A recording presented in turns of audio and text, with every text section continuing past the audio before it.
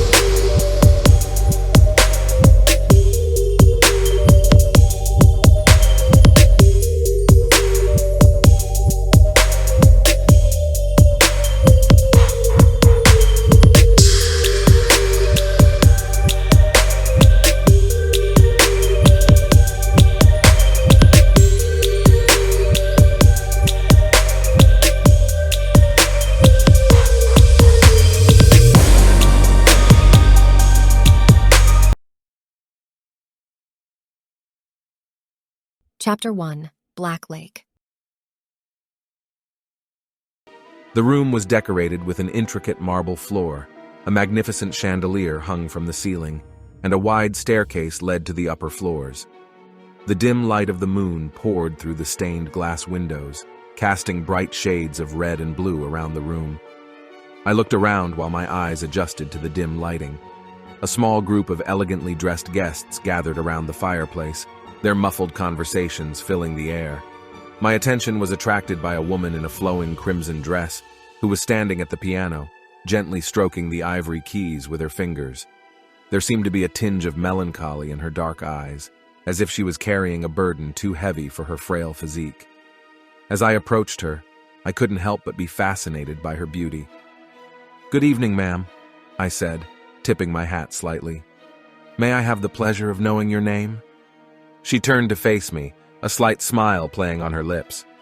"Call me Evelyn," she replied, and there was a melodious mixture of warmth and mystery in her voice. "Now, may I know your name, mister?" "Call me Vincent," I replied, nodding politely.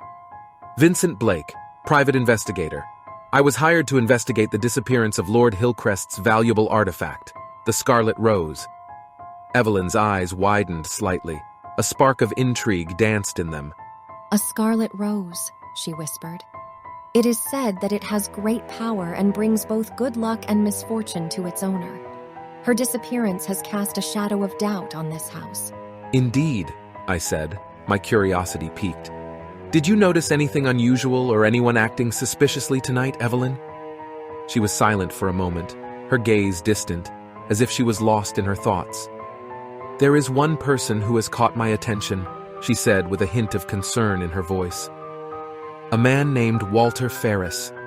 He was hanging around the estate, constantly watching, as if he knows something that we don't know." I thanked Evelyn for her insight and began to make my way through the crowd, keeping a sharp lookout for this mysterious Walter Ferris. Among the sea of guests, I noticed a man in a dark suit. His gaze darted from one person to another.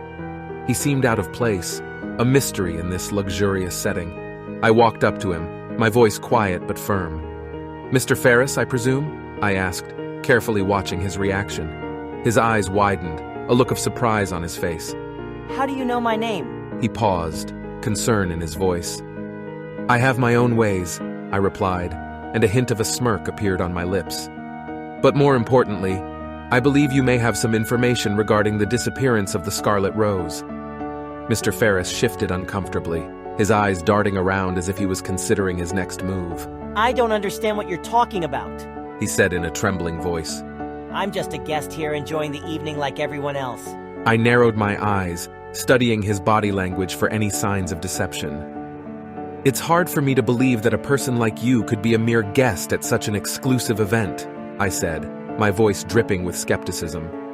Perhaps we should move this conversation to a more private setting. Mr. Ferris reluctantly followed me to a secluded corner of the room, away from prying eyes and ears. The air was heavy with anticipation as I leaned against the mahogany bookshelf, staring at him without flinching. "So, Mr. Ferris," I began in a stern tone, "I was hired to find the Scarlet Rose, and I have reason to believe that you have important information about her whereabouts. I suggest you start talking." He hesitated for a moment, then sighed heavily, as if the weight of his secret was too heavy to bear. "Good," he said, and there was resignation in his voice. "I did see something that night." I leaned closer, my voice dropping to a whisper. "Tell me everything, Mr. Ferris." Mr. Ferris looked around once more before beginning his story. "It was the night of Lord Hillcrest's annual masquerade ball," he said, his voice barely above a whisper. "I was walking around the garden, trying to escape from the suffocating atmosphere inside, when I came across a secret niche. The two figures got into a heated argument." "Go on, Mr. Ferris," I insisted, my heart pounding with anticipation. "One of them was Lord Hillcrest himself," Mr. Ferris continued.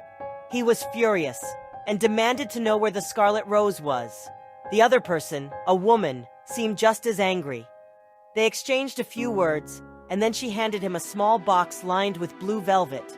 I couldn't see what was inside, but it seemed to satisfy Lord Hillcrest. They went their separate ways, and that's all I saw." I processed the information received, putting together a mosaic in my mind. "Thank you, Mr. Ferris," I said, nodding gratefully. "You were very helpful to the investigation." As I turned to leave, a thought occurred to me. "One more thing," I added, my voice soft but full of determination. "Let this conversation remain between us. The disappearance of the Scarlet Rose caused enough chaos. We wouldn't want to add fuel to the fire, would we?" Mr. Ferris nodded, relief flashing in his eyes. "Of course, Mr. Blake, my lips are sealed." With that, I left him standing there, thinking about the importance of his secret. The night was far from over, and I knew that there were still many twists and turns ahead. The search for the Scarlet Rose took an intriguing turn, and with each step I plunged deeper into the essence of the mystery that seemed to permeate every corner of the Hillcrest Estate. As the night went on, I found myself getting deeper into the mystery surrounding the Scarlet Rose. The estate seemed to be holding its breath, as if anticipating the solution of its secrets. I wandered through the majestic corridors, following the faint trail of whispers and stolen glances. Turning the corner, I almost collided with a man who appeared from a hidden doorway. He was tall and imposing. His gaze was sharp and calculating. "Vincent Blake," he said, his voice icy and authoritative. "I've been waiting for you." I recognized him at once as Lord Hillcrest himself. There was strength in him, but also a hint of anxiety. "Lord Hillcrest." He introduced himself, trying to keep his voice even. "I think we have something to discuss." He led me into a private office decorated with ancient folios and valuable artifacts. The room radiated a sense of importance, as if it held the key to unraveling the truth. Lord Hillcrest poured 2 glasses of whiskey and handed one to me, without taking his gaze off me. "Tell me, Mr. Blake," he began in a measured voice. "What have you discovered so far?" I took a sip of whiskey, enjoying its warmth before I spoke. "I heard whispers and glimpses of the events that took place on the night of the disappearance," I replied, meeting his gaze. "It seems that the Scarlet Rose has the power that many people dream of, and you, Lord Hillcrest, were willing to go to great lengths to possess her." His face remained impassive, but I noticed a glimmer of apprehension in his eyes. "The Scarlet Rose is more than just a valuable artifact," he admitted with a hint of regret in his voice. "It has the power to bestow great prosperity or bring devastating misfortune upon its owner. I was striving for this to restore the legacy of my family, to restore the prosperity of the Hillcrest name." "But the rose is gone, isn't it?" I insisted, my voice flat but demanding. "And you are ready to do anything to get her back." Lord Hillcrest tightened his grip on the glass, his knuckles turned white, and he slammed it on the table. "I have my reasons for this," he replied in a strained voice.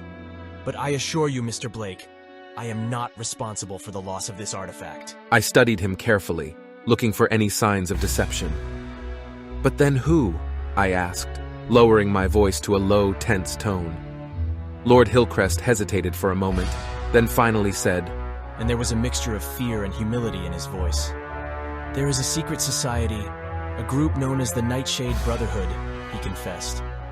They seek to use the power of the Scarlet Rose for their own sinister purposes. They broke into my estate, stole a rose, and left a terrible mess in their wake. The pieces of the puzzle were beginning to fall into place. The Brotherhood of Pastelena, the power of the Scarlet Rose, and the mysterious disappearance. All this is tied up in a complex web of intrigues from mysterious secrets. I knew that solving this mystery would lead to dangerous paths, but I was determined to see it through. "I will find the Scarlet Rose, Lord Hillcrest," I said in a determined voice. "And I will bring the perpetrators to justice. But I need your full cooperation." Lord Hillcrest nodded, a mixture of gratitude and determination in his eyes.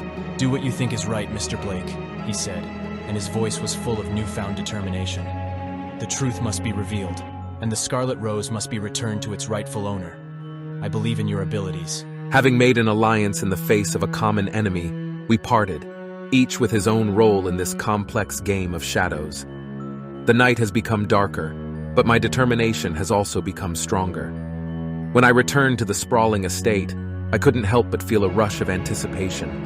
The hunt for the Scarlet Rose had reached a critical point, and the truth was within my reach. The imagination was already fired up by tantalizing revelations and deepening mystery. The visual setting of the office, the tension between Vincent Blake and Lord Hillcrest, and the mention of the Pastelena Brotherhood added even more complexity to the plot. With each turn of events, I plunged deeper into the fascinating world of secrets and intrigues, looking forward to the next exciting development of events in this fascinating detective story. As I made my way through the estate, determined to uncover the truth and track down the elusive Scarlet Rose, a sense of alertness fueled my every step. Flickering gas lamps cast eerie shadows along the dimly lit corridors, increasing the tension hanging in the air. I couldn't shake the feeling that someone's eyes were watching me from the shadows, that every creaking floorboard was fraught with a potential threat.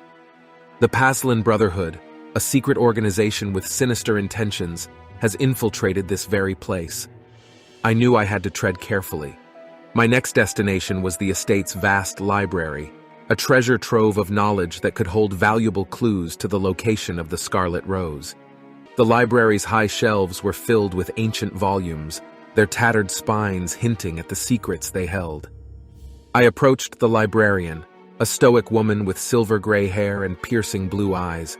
Her name was Margaret, and she had served the Hillcrest family for decades. She had extensive knowledge of the history of the estate and its hidden corners and cracks. "Margaret," I said in a calm but insistent voice, "I need your help. The Scarlet Rose is missing, and I believe the Pastelena Brotherhood is behind it." Margaret's eyes widened, a mixture of concern and determination on her face. "I suspected something was wrong," she whispered in a barely audible voice.